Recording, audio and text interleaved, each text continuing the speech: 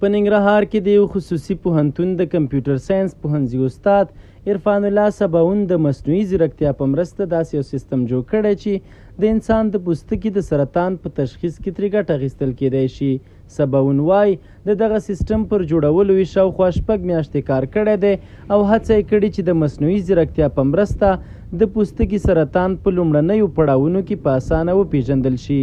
نو الحمدلله د 6 میاشتو په دوران کې تقریبا ما داسې یو ماډل ټرین کړی او جوړ کړی دی چې کولی شي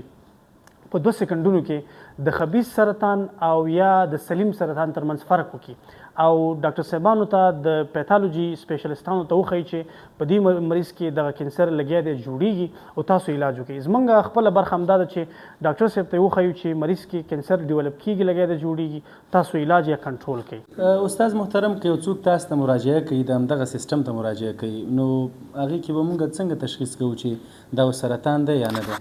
لومړی خو داسې کیسه ده چې مریض چې دی هسپتال ته ځي او د پیتالوجي یا د پوستکي د سپیشلیست سره کینی د ډاکټر صاحب محترم سره دا ماشین تیار انسټال وي او هغه لومړی مرحله خو دا ده چې ماشین چې دی درموسکوپیک انځور قبلی دا درموسکوپ ډیوایس دی دا د پوستکي د سپیشلیستانو سره وي دا کولی شي چې انځور زوم کی او کله چې زوم شو د هغې په اساس باندې موږ ته یو داسې فارمټ PNG فارمټ یا PDF فارمټ انځور په لاس راځي چې هغه دغه دی دا بیا همدې سیستم ته اچول کېږي دغه انځور او دې سیستم ته بیا ډاکټر صاحب په خپله د انځور اچوي اپلوډ کوي او سیستم ورته بیا چې دی نتیجه ښایي په څومره وخت کې؟ په 2 سکندو کې. سباون وایي که حکومت یې ملاتړ وکړي نو کولی شي تر دې هم پرمختللي سیستمونه جوړ کړي چې د سرطان د نورو ډولونو په پیژندنه او تشخیص کې هم ترې ګټه واخیستل شي او د هیواد د روغتیا په برخه کې هم مهم رول ولوبوي.